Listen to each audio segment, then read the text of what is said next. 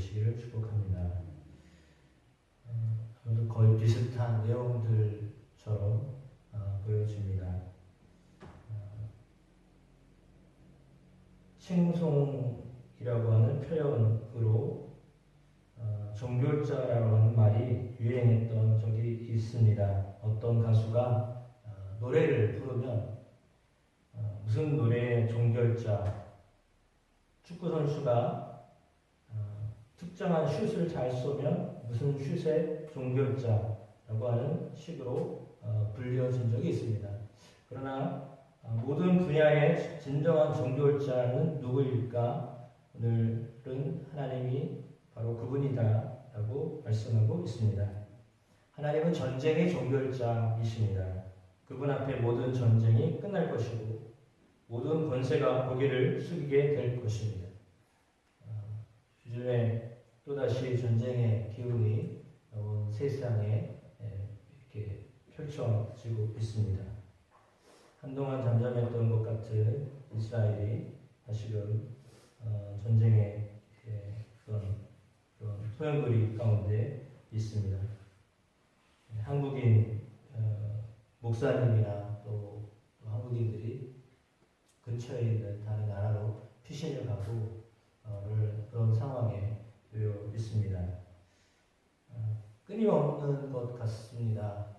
계속적으로 전쟁은 그칠 것 같이 보이지는 않습니다. 그럼에도 불구하고 오늘 본문을 통하여서 시인은 그 모든 것을 마침표를 하실 하나님을 소개하고 있습니다.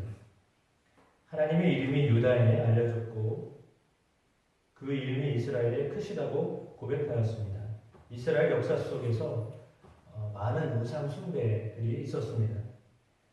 그 일들을 왕들이 행했습니다. 그래서 하나님의 이름은 백성의 가슴 속에서 사라질 것 같았지만 그럼에도 불구하고 사라지지 않았습니다. 왜냐하면 하나님이 그들을 지켜주셨고 인도하셨기 때문입니다. 그러니까 사람들 속에서는 깊이 계셨던 하나님이시지만 때로는 지도자들이 잘못해서 하나님을 떠난 적도 있었습니다. 하나님의 이름은 성도의 가슴 속에 절대로 잊혀질 수 없는 오늘 말씀처럼 높으신 분이십니다. 전쟁의 종결자가 되시는데 오늘 본문에 그것을 우리에게 알려주고 있습니다. 서서히 하나님의 서서 시온 앞에서 모든 무기가 파괴될 것입니다. 3절에 그것을 말씀하고 있습니다. 거기에서 그가 화살과 방패와 칼과 전쟁을 없이 하셨도다. 시온으로 불리는 예루살렘은 힘으로 주변 나라들을 굴복시킨 적은 없습니다. 오히려 많은 침략을 받았습니다. 우리나라처럼 작은 국가이기도 하면서 지정학적으로 통로가 되는 나라였기 때문에 항상 침략을 받았던, 괴로움을 당하였던 나라였습니다. 그러나 히스기야 시절처럼 이스라엘이 하나님의 이름 아래 단단히 모였을 때에는 아수르의 수십만 대군이 하루아침에 허무하게 시체가 되어버리는 놀라운 일들도 경험하였습니다. 세상은 그 어떤 강력한 힘도 하나님의 임재 앞에서는 한낱 먼지와 같은 존재다라고 하는 것을 잊지 말아야 하겠습니다. 4절에 나와 있는 말씀을 주는 약탈한 산에서 영화로우시고 존귀하시도다 라고 했습니다. 하나님은 존귀하신 분이십니다. 승리의 하나님, 모든 나라 위에 영화로우시고 존귀를 받으실 수밖에 없는 하나님이십니다. 5절에서 7절에 나와 있는 말씀처럼 하나님을 대적한 사람들은 모든 것을 잃어버릴 것이고 감히 하나님의 목전 앞에 설 수가 없을 것입니다. 하나님의 존귀하심은 모두에게 동일합니다. 다만 대적하는 사람들은 하나님 앞에서 패하고 엎드러지고 나서야 하나님의 존귀하심을 깨닫게 될 것입니다. 그러나 성도는 하나님을 사랑하는 마음으로 존귀와 영광을 하나님께 올려드리게 되어 있습니다. 우리 눈이 열려서 하나님의 존귀하심을 늘 바라볼 수 있게 되기를 축복합니다. 8절에는 주께서 하늘에서 판결을 선포하심에 땅이 두려워 잠잠하였나니 이렇게 기록하고 있습니다. 하나님은 재판의 종결자이십니다. 가장 높으신 재판장이십니다. 불의가 없으신 분이십니다. 하나님의 재판에는 실수가 없습니다. 잘못이 없습니다. 하나님이 땅의 모든 온유한 자를 구원하시려고 재판장으로 일어나신다. 오늘 그것이 구절에 나와 있는 말씀입니다. 하나님이 땅의 모든 온유한 자를 구원하시려고 심판하러 일어나신 때이로다 라고 말씀하고 있습니다. 우리에게 큰 힘과 위로가 되어 주십니다.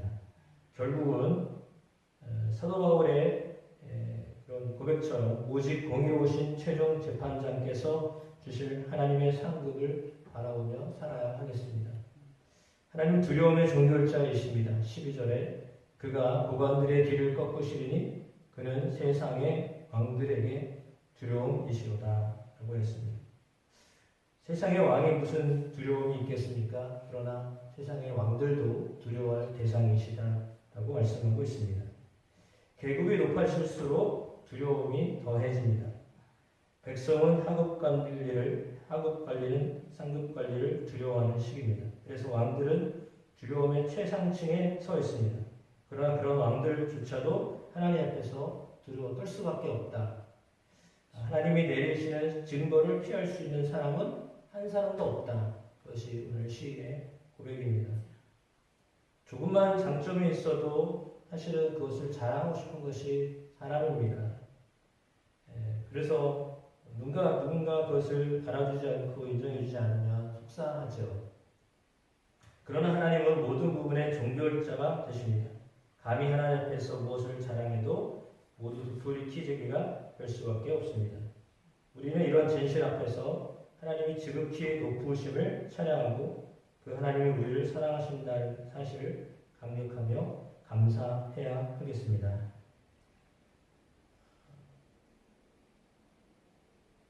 이 화종부 목사님이 쓰신 글 잠시 읽어드리고 말씀을 마치도록 하겠습니다. 저는 고등학교 2학년 때 처음 예수님을 믿었습니다. 기억이 생생합니다. 예수님을 처음 만났을 때 얼마나 행복했는지 모릅니다. 기쁨이 무엇인지 잘 모르고 힘겹게 살았는데 주님을 만나고 나니까 물밀듯 밀려오는 기쁨이 있었습니다. 그런데 그렇게 기쁜 순간이 있는 반면에 죄라고 여기지 않았던 죄가 깨달아지는 일도 경험하였습니다.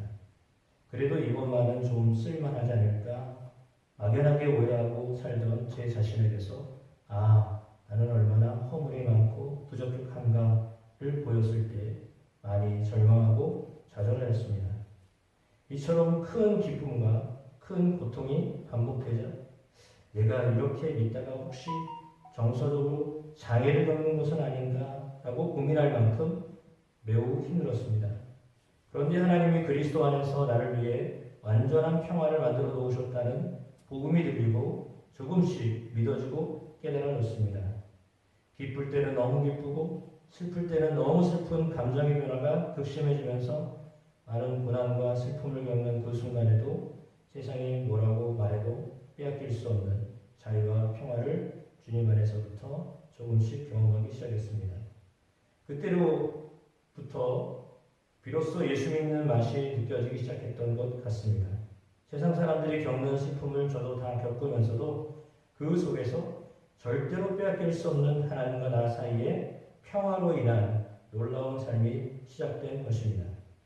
이 평화를 품으면 세상을 보는 다른 눈이 열립니다. 그저 좋은 일이 있을 때 기쁘고 슬픈 일이 있을 때 슬퍼했던 어리석은 삶에서 아픈 일이 있는데도 전혀 다른 눈이 열리고 기쁜 일이 있는데도 내가 뭘 잘했다고 느끼지 않는 다른 눈이 열립니다. 그러면서 빼앗길 수 없는 평화가 삶에 들어오기 시작합니다.